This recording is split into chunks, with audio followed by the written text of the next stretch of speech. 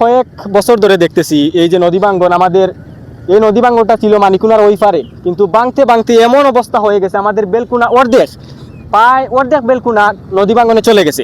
আমরা কিছুদিন আগে দেখেছি এই যে একটা ব্লক ফালানি হয়েছে, যে ব্লকগুলা দেওয়া হয়েছে কিন্তু এটা কোনো কাজে আসে নাই, এটা কোনো কাজে আসে নাই। এ আবার এসেছে যে ব্লক দেওয়া হয়েছে আবার এখানে দেওয়া যাবে, কিন্তু এটা কিন্তু আমাদের কোনো কাজে আসতেছে না। আমরা চাই দেশের এমন একটা অবস্থা যে আমাদের এই চরাঞ্চলে যে অনেক বড় একটি কাজ যদি আসে তাহলে আমাদের এই বেলকুনা গ্রামকে বাঁচানো যাবে, না হয় এই বেলকুনা গ্রাম এমন একটা পরিস্থিতি আসবে যে বেলকুনা গ্রামটাই আর থাকবে না। নদীর কুল ভাঙে কুল গড়ে, এই তো নদীর খেলা। আর বেলকুনাবাসী আমাকে ভুলে গেলেও আমি তাদেরকে যাইনি ভুলা।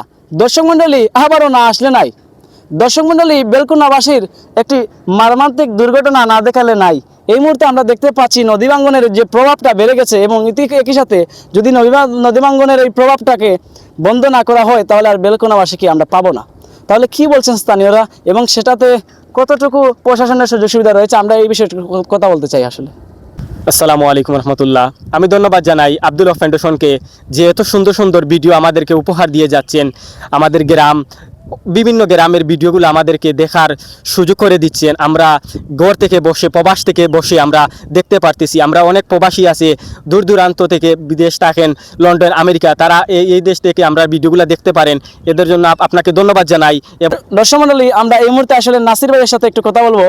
আসলে এই যে নদী ভাঙ্গনটা, আসলে এটার প্রভাবটা কেমন ইতিমধ্যে দেখতে পাচ্ছেন? আসলে আমরা বিগত কয়েক বছর ধরে দেখতেছি এই যে নদী ভাঙ্গন আমাদের এই নদী ভাঙ্গনটা ছিল মানিকুনার ওই পারে, কিন্তু ভাঙতে ভাঙতে এমন অবস্থা হয়ে গেছে আমাদের বেলকুনা অর্ধেক প্রায় অর্ধেক বেলকুনা নদী ভাঙ্গনে চলে গেছে। আমরা কিছুদিন আগে দেখেছি এই যে একটা ব্লক ফালানি হয়েছে, যে ব্লকগুলা দেওয়া হয়েছে কিন্তু এটা কোনো কাজে আসে নাই, এটা কোনো কাজে আসে নাই। এ আবার এসেছে যে ব্লক দেওয়া হয়েছে আবার এখানে দেওয়া যাবে, কিন্তু এটা কিন্তু আমাদের কোনো কাজে আসতেছে না। আমরা চাই দেশের এমন একটা অবস্থা যে আমাদের এই চরাঞ্চলে যে অনেক বড় একটি কাজ যদি আসে তাহলে আমাদের এই বেলকুনা গ্রামকে বাঁচানো যাবে, না হয় এই বেলকুনা গ্রাম এমন একটা পরিস্থিতি আসবে যে বেলকুনা গ্রামটাই আর থাকবে না, এরকম কোনো পরিস্থিতি আসবে। আমরা চাই এই গ্রামে একটা বড় কোনো ধরনের অনুদান হোক, যাতে আমরা এই বেলকুনা গ্রামবাসী আমরা বাঁচতে পারি, যে এই নদী ভাঙ্গন থেকে আমরা রক্ষা পাই।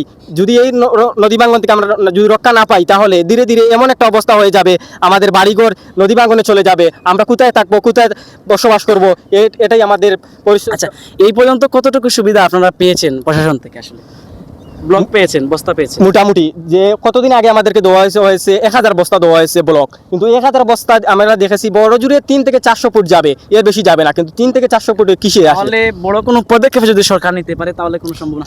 যদি বড় কোনো পদক্ষেপ নিতে পারে সরকার তাহলে আমাদের জন্য খুবই ভালো হবে, এই গ্রামের জন্য উন্নতি। আমাদের যে নদী ভাঙ্গনগুলা আছে এগুলা থেকে আমরা রক্ষা পাবো, না হলে আমরা রক্ষা পাবো না। আচ্ছা দর্শক মণ্ডলী, আজকে এখানে বিদায় নিচ্ছি, আর কিছু বলতেছি না। প্রশাসনের নিকট বিনীত অনুরোধ জানাচ্ছি যে প্রিয় বেলকুনাটা, আসলে এই বেলকুনা অনেক সুন্দর একটি জায়গা এবং অনেক সুন্দর একটি গ্রাম, চারদিকে রয়েছে কুনা কুনা, আর সেটার নাম হচ্ছে বেলকুনা। আর এই বেলকুনার এলাকার খুব সুন্দর, এই সৌন্দর্যটাকে রক্ষা করতে হলে আপনার অবশ্যই এগিয়ে আসতে হবে। ভিডিওটাকে শেয়ার করে দিলে, পেজটাকে অবশ্যই ফলো দিয়ে রাখলে প্রশাসন যদি দেখে তাহলে এটার পদক্ষেপ নিতে পারে। এই মুহূর্তে আর কিছু না বলে এখানে বিদায় নিচ্ছি। সেকেন্ড সিলেট তপকান্দাস দ্বীপ, আব্দুল হক ফাউন্ডেশন।